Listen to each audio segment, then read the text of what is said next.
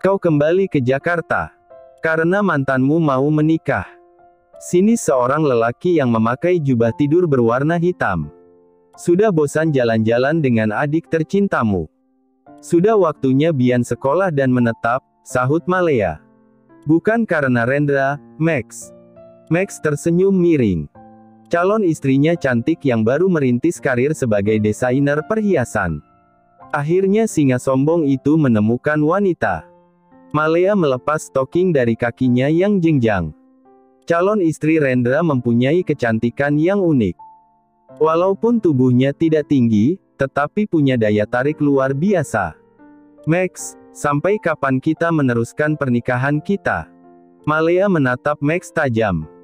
Hubungan mereka cukup dingin, bisa dihitung dengan jari berapa kali mereka bercinta dalam setahun. Percintaan yang hanya kebutuhan hasrat semata. Di dalam rumah mereka berjarak jauh, di luar mereka bersandiwara demi nama baik keluarga. Sampai aku bosan atau mati, Malea. Itu pelajaran untukmu, karena telah menipuku, jawab Max, dingin. Aku tidak bermaksud menipu, Max. Sudah berapa kali aku menjelaskan? Teriak Malea, frustasi. Aku dulu mencintaimu. Rela meninggalkan Rendra. Tetapi, semua rasa itu telah lenyap. Mami. Bian berdiri di ambang pintu. Dedi. Bian ingin tidur bersama Mami dan Dedi. Sini. Bian menjulurkan kedua tangannya. Kita tidur bareng. Karena hujan Bian takut. Bian berlari ke Max, duduk di pangkuan lelaki itu. Iya, ada petir.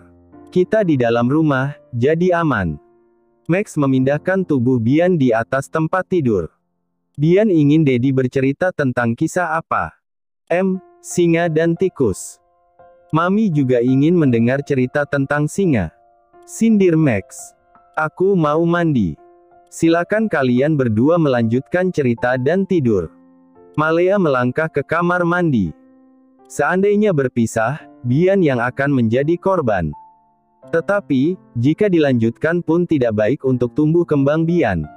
Malea, perempuan cantik nan ambisius, telah merusak persahabatan Max dan Rendra yang terjalin sejak mereka kecil. Ara mengucir rambut Zora yang mulai panjang. Dalam hati dia bersyukur, Zora tidak mirip Bayu. Hanya rambut yang mempunyai kesamaan, bergelombang besar. Mereka akan ke sekolah, rencananya Rendra akan menyusul kemudian. Seharusnya calon pengantin tidak keluyuran, celetuk Bikwati. Terus, aku harus rebahan. Gitu. Ara berdiri setelah memasang pita warna putih di ikatan rambut Zora. Hehehe, ia juga luluran, jawab Bikwati. Biar malam pertama tambah cantik di hadapan Pak Rendra. Ara hanya tersenyum, dia tidak dapat membayangkan malam pertama dengan Rendra akan seperti apa. Ayo, Zora. Kita sekolah. Ara melambaikan tangannya, gadis kecil itu berjalan mengikuti Ara. Perjalanan ke sekolah membutuhkan waktu sekitar 20 menit. Ara diantar oleh sopir bernama Pak Gani. Sekolah TK itu luas, gedungnya berwarna biru cerah dan putih. Dengan pintu gerbang yang besar. Ara diantar oleh staf melihat kondisi sekolah. Melihat anak-anak yang belajar dari balik jendela. Taman bermain yang nyaman. Bukan hanya Ara sendiri, ada beberapa orang tua yang juga mendaftarkan putra-putri mereka. Karena Zora belum genap 2 tahun, dia masuk ke kelas toddler. Jadwal sekolah hanya 2 kali dalam seminggu. Hari Senin dan Rabu, pukul 9-10:30. Ara membiarkan Zora bermain di perosotan. Ada 3 perempuan seusia Ara, di sudut tempat bermain. Memperhatikan Ara lalu berbisik-bisik. Kepala Ara menunduk, mungkin ada yang salah dengan pakaiannya.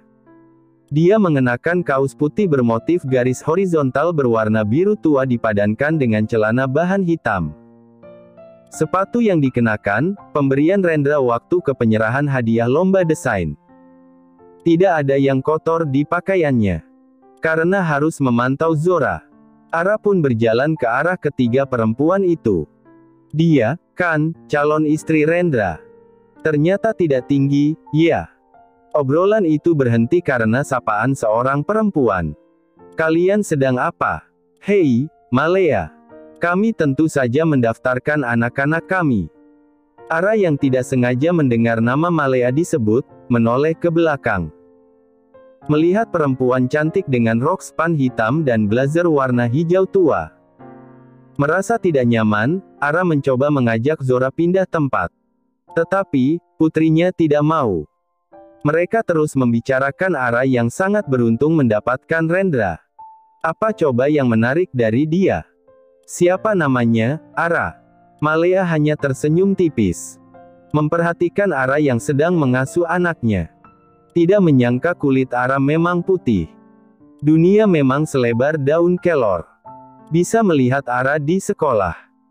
Hahaha, Arang, timpal perempuan bernama Tasya. Ara geram, dia ingin melabrak perempuan yang telah menghina namanya. Namun, saat membalikkan tubuhnya, dia melihat Rendra. Jaga mulutmu, Tasya, kata Rendra. Ingat, suamimu bekerja di perusahaanku. Apa perlu aku ingatkan? Rendra, aku hanya bercanda. Cicit Tasya. Hei, Rendra, sapa Malea. Lama tak berjumpa. Rendra memandangi Malea. Setelah lama tidak bertemu, tidak ada yang berubah pada diri Malea. Ren, kenalkan ini. Putraku, Bian, imbuh Malea, menarik lengan Bian supaya menjabat tangan Rendra. Terhadap bocah kecil yang tidak salah apa-apa, Rendra menyambut tangan Bian. Hei, Bian. Setelah itu, Rendra mengabaikan Malea. Menghampiri Ara yang sedari tadi hanya memandangi. Papa. Zora berlari ke arah Rendra. Kita pulang. Rendra berjongkok di depan Zora, mengusap wajah Zora yang berkeringat. Putri papa main apa? Poyotan. Rendra meraih tubuh Zora ke dalam gendongan, sedangkan tangan kanannya menggenggam tangan Ara. Mereka berdua berjalan ke area parkir, melewati keempat perempuan yang terus mengawasi. Terutama Malea yang darahnya mendidih melihat cara Rendra memperlakukan Ara dan putrinya. Apa dia Malea? Mantanku, sahut Rendra cepat. Aku yang akan mengantar kalian pulang. Aku sudah memberitahu Gani. Ara menganggukkan kepalanya. Kamu tidak sibuk. Untuk kalian berdua, sebisa mungkin aku luangkan waktu, jawab Rendra. Mendudukan Zora di tempat duduk khusus bayi yang dipasang di jok mobil belakang. Lalu, Rendra duduk di belakang kemudi. Rendra, mengenai Ma. Tidak jadi. Ara menarik napas, karena teringat ucapan Rendra supaya tidak meragukan lelaki itu. Ara, Malea itu masa lalu, kamu adalah masa depanku, tegas Rendra. Aku milikmu. Seutuhnya. Aku tahu itu. Terima kasih, Ren.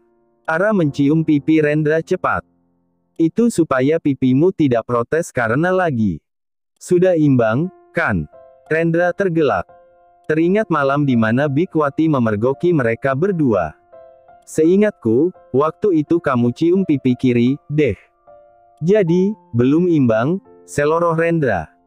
Pipi sebelah kanan, Ren. Pipi kiri, Ara.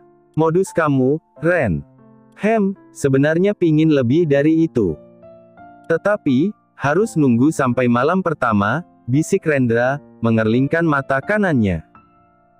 Ren, ada Zora, tegur Ara, yang sempat melupakan keberadaan Zora di dalam mobil. Zo, kamu ingin adik berapa? Canda Rendra. Rendra. 3 hari menuju pernikahan. Pernikahan yang dipersiapkan lebih dari 3 bulan, akhirnya akan segera terlaksana. Semua pakaian, tas, aksesoris, dan sepatu milik Ara dipindahkan ke kamar utama, yang biasa ditempati Rendra. Ara yang hanya mengamati Mahda dan Vina, merasakan gugup dan pikiran yang macam-macam. Satu kamar dengan Rendra sebagai pasangan yang sah. Itu kotak apa, Vin? Ara melangkah ke meja kerja Rendra. Vina melongok dari dalam ruangan khusus. Untuk Bu Ara, dari Pak Rendra, jawab Vina, yang kemudian melanjutkan menata pakaian. Tetapi, Rendra tidak mengatakan apa-apa secara langsung maupun lewat pesan. Kotak berwarna biru muda dan berpita putih dibuka oleh Ara. Kedua matanya membeliak melihat kalung berbandul inisial huruf A. Sederhana namun indah. Ara lantas mengenakan kalung. Memotret dirinya sendiri di depan cermin. Mengirimkan foto tersebut pada Rendra disertai ucapan terima kasih. Sayang, aku tidak membeli kalung itu. Balas Rendra. Vina. Ara berjalan menghampiri Vina. Kalung ini siapa yang kirim? Seorang kurir, yang mengatakan dari Pak Rendra, Bu. Jelas Vina. Tetapi, katanya bukan dari Rendra, ucap Ara sembari melepaskan kalung. Ara memeriksa kotak perhiasan, tidak ada catatan apapun. Merek kalung tersebut sangat terkenal, Tiffany & Co. Ara membiarkan kotak kalung itu tetap di atas meja. Karena ada urusan di kantor Gradial, Ara meninggalkan kamar. Dia berpamitan pada Zora. Bunda tidak lama. Nanti kita main bareng, kata Ara. Bubu, Ciantik. Rasanya Ara ingin mengoreksi panggilan itu, tetapi terdengar lucu dan unik. Ara belum percaya diri menyetir mobil sendiri. Jadi, dia tetap diantar Pak Gani. Dalam perjalanan, Ara melihat perempuan terjatuh di atas trotoar. Barang dagangan seperti kerupuk, keripik pisang, dan rempeyek tercecer dari dalam keranjang. Karena merasa kasihan, Ara meminta Pak Gani menepikan mobil. Bergegas Ara turun dan membantu perempuan itu. Dia ikut berjongkok. Terima kasih, ucap perempuan itu. Sama-sama. Ara menoleh, dia kemudian berdiri. Menaruh keripik pisang agar tidak kasar ke dalam keranjang. Dia tersenyum sinis. Rupanya kamu, Dewi. Mbak Ara, jangan dibanting gitu, protes Dewi, marah. Ara mendengkus kasar, dia sangat membenci Dewi. Sangat. Tidak ada rasa kasihan. Mentang-mentang udah kaya, sombong banget. Caci Dewi, dia berdiri dengan pongah. Kamu hamil, Dewi. Karena Dewi mengenakan kaos pas di badan, jadi terlihat perutnya yang mulai buncit.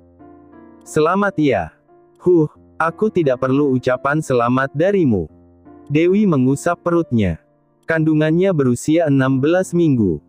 Dia melanjutkan langkahnya. Ara bergegas masuk ke mobil. Penampilan Dewi tidak seperti dulu. Agak kumal dan rambutnya berantakan. Ara memijat pelipisnya, jika mengingat kelakuan Dewi, Lastri, dan Bayu darahnya menggelegak. Namun, di balik penderitaan itu dia menemukan sosok Rendra. Dia mempunyai karir yang cemerlang. Jarinya mengusap sudut mata. Bagaimana dulu dia menggendong Zora yang masih bayi, keliling menjajakan dagangan. Kadang cuaca tidak bersahabat. Sangat terik panas atau hujan deras. Dia pikir, lukanya sudah mengering. Kenyataannya, masih segar. Kehidupan keluarga Benalu itu makin lama makin memprihatinkan, padahal Ara belum membalas sakit hatinya. Dewi membanting keranjangnya. Merasa malu luar biasa bertemu Ara di jalan. Mantan kakak iparnya itu, naik mobil sedan Eropa. Baju yang dikenakan pun terlihat mahal. Wangi parfum yang lembut tercium di hidung Dewi. Kemarahannya makin menjadi, tatkala mendengar suara batuk-batuk dari kamar Lastri. Sudah 3 minggu, Lastri terbaring sakit. Sembuh sebentar, sakit lagi. Berputar terus seperti itu. Bayu merokok sambil nonton televisi. Lelaki itu tidak mendapatkan pekerjaan, padahal dia sudah melamar ke beberapa perusahaan. Bayu curiga, Rendra ada di balik semua kegagalannya. Dewi makin lama, jengkel dengan Bayu yang tidak peduli pada Lastri. Saat dimintai bantuan biaya untuk ongkos berobat, Bayu menolak. Mas Bayu, besok tolong antar ibu ke puskesmas, Mas. Batuknya kok makin parah, pinta Dewi. Males, ke puskesmas antre lama banget. Banyak penyakit, sungut Bayu.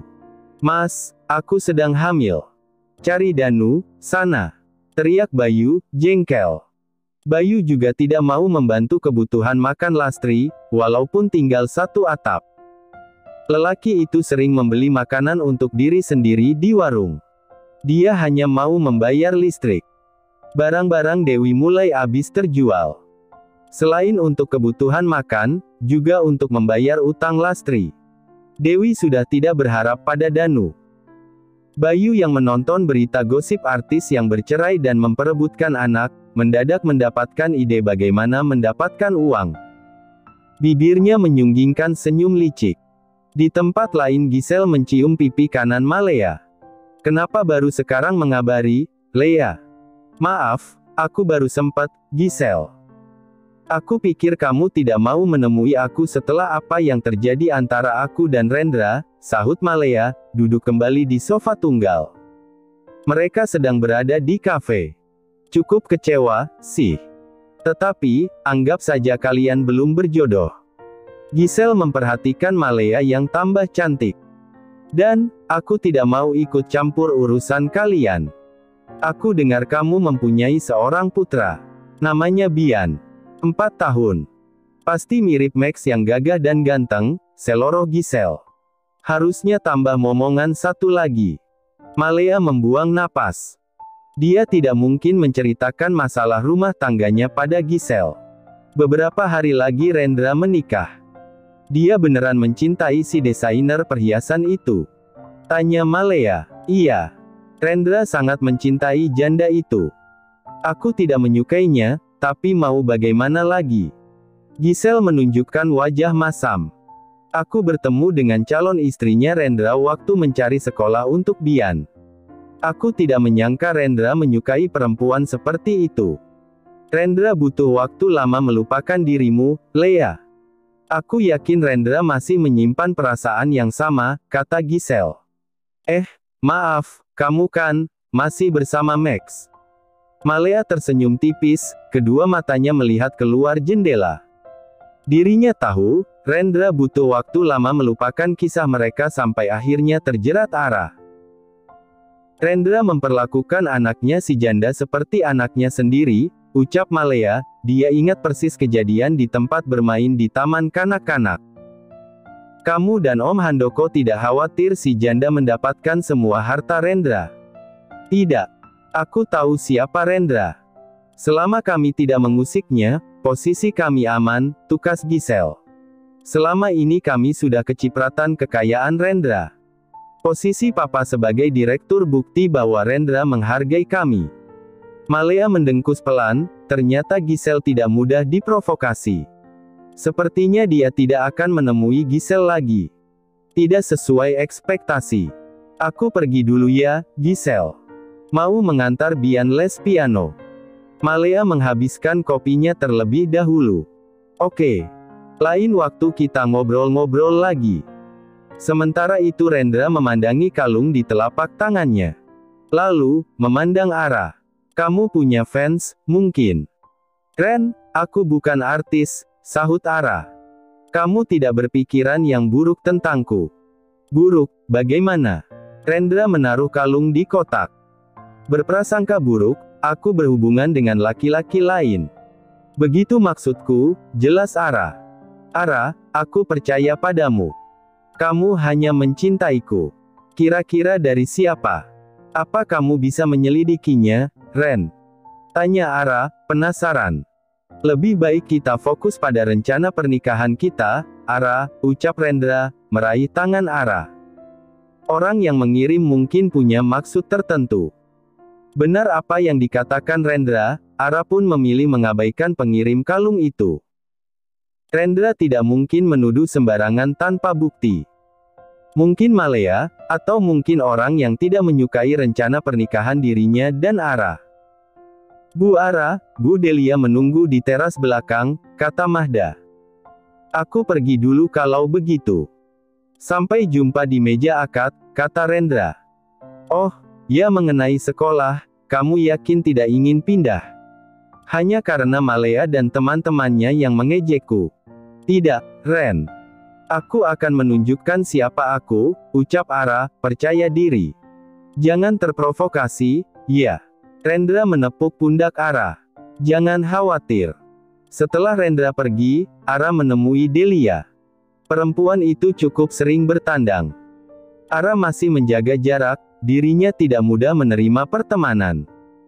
Menjalani pernikahan yang buruk di masa lalu, membuat Ara tidak mudah percaya pada orang lain kecuali Rendra. "Hei, Del," sapa Ara, duduk di kursi lain. "Maaf, aku datang tidak memberitahu terlebih dahulu." Delia menaruh paperback hitam di meja. "Ini untukmu," katanya. Mulut Ara membulat, kedua matanya seolah hendak keluar saat tangannya mengeluarkan baju tidur seksi dari paperback. Supaya malam pengantin bertambah ehem, Delia meringis. Baju tidur berbahan satin itu berwarna pastel. Belahan dada sangat rendah dengan tali kecil. "Delia, ini. Aku malu memakai baju yang seksi." Ara berterus terang. "Hanya di depan suami sendiri, Ara. Kenapa mesti malu? Percaya diri saja." Delia meyakinkan. "Oh, belum apa-apa," Ara sudah merasa sangat malu. Walaupun dulu pernah bercinta dengan Rendra. Tetapi, situasinya sangat berbeda. "Terima kasih, Delia." Ara memasukkan kembali baju tidur tersebut. Hari yang ditunggu tiba. Karena ayah sudah meninggal dunia dan tidak ada saudara dari pihak laki-laki, maka yang menjadi wali adalah wali hakim. Ara sangat memukau dalam balutan kebaya warna putih. Rambutnya digelung berhias bunga melati. "Kamu sangat cantik, Ara," puji Delia. Ara menghubungi Delia menjadi pendamping pengantin menjelang hari H. Dia membutuhkan Delia. Untung saja Delia penuh sukacita menerima permintaan tersebut. Zora yang mengenakan gaun putih tidak kalah cantik. Gadis kecil itu akan dijaga Bikwati dan Vina selama Ara menjalani proses akad dan pesta pernikahan. Didampingi Delia, Ara melangkah keluar kamar hotel menuju ruang akad nikah. Dia sangat gugup, beberapa kali menghirup udara. Ruangan itu berada di lantai paling atas, hanya bisa memuat 50 orang. Jendela-jendela besar memperlihatkan langit sore jingga yang sempurna. Bunga-bunga mawar putih menghias ruangan itu. Rendra membalikkan tubuh, melihat Ara berjalan ke arahnya. Calon istrinya terlihat sangat memukau. Rendra juga tidak kalah gugupnya kala bertemu pandang dengan Ara. Setelah sekian lama tidak percaya pada perempuan dan pernikahan, hari itu dia berdiri tegak menyambut perempuan yang sangat dia cintai. Ara tiba di sisi Rendra, mereka duduk berdampingan. Senyum Ara mengembang lebar sementara perutnya bergejolak karena cemas dan gugup. Prosesi ijab kabul berjalan lancar, Rendra mampu mengucapkan dalam satu tarikan napas. Suara sah menjadi latar belakang bagaimana Rendra merasakan keharuan yang luar biasa. Dia tidak peduli bahwa dia laki-laki yang selalu diidentikan tidak boleh menangis. Rendra membiarkan kedua matanya basah oleh air mata. Ara mengulas senyum bersamaan dengan matanya yang merebak air mata. Rendra membimbing Ara berdiri, mereka saling memasang cincin, dan di hadapan para tamu undangan Rendra mengecup kening Ara, yang sudah sah menjadi istrinya. Rendra kemudian menggendong Zora, mereka bertiga berdiri bersama menjadi satu keluarga. "Zora pulang?" tanya Ara. Vina menganggukkan kepalanya. "Bikwati membawanya pulang, Bu Ara. Tadinya ada di kamar hotel, tetapi Zora tidak mau." "Anda tidak perlu khawatir, Bu Ara," kata Vina. "Saya akan menyusul pulang. Jika ada apa-apa tolong beritahu aku," kata Ara. "Iya, Bu." Vina berjalan keluar ballroom hotel, tempat diselenggarakan pesta. Ara meregangkan lehernya yang penat. Waktu sudah menunjukkan pukul 10 malam. Ara dan Rendra sudah tidak duduk di pelaminan. Membaur bersama tamu. Sebagian besar tamu adalah teman Rendra. 99%. Yang 1% kenalan Ara. "Del, terima kasih. Maaf, selama ini aku cenderung menghindar." "Aku mengerti, Ara. Jangan khawatir. Aku sudah lama sekali tidak punya teman," ungkap Ara. "Hei, baby." Ara dan Delia sama-sama menoleh ke arah panggung live music. Rendra yang mengenakan jas putih berdiri di tengah-tengah panggung. Lagu ini aku persembahkan untuk istriku, kata Rendra. Dia mengulas senyum lebar.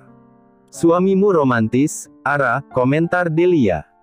Cukup mengejutkan, Rendra bisa memainkan gitar. Selama bersama, Ara tidak pernah melihat Rendra dan gitar. Lagu Love milik Nat King Cole mulai terdengar. Suara Rendra lumayan bagus. Sedikit serak. Setelah selesai menyanyi, Rendra turun dari panggung. Berjalan ke arah Ara. Ren, suaramu lumayan. Delia beranjak dari kursi. Aku mau menyapa teman dulu. Oh ya, kamu tidak lupa hadiah dariku, kan? Untuk malam yang. Aku tidak lupa, potong Ara. Apa, Ara? Rendra terus mendesak. Aku tidak bisa memberitahumu, Ren.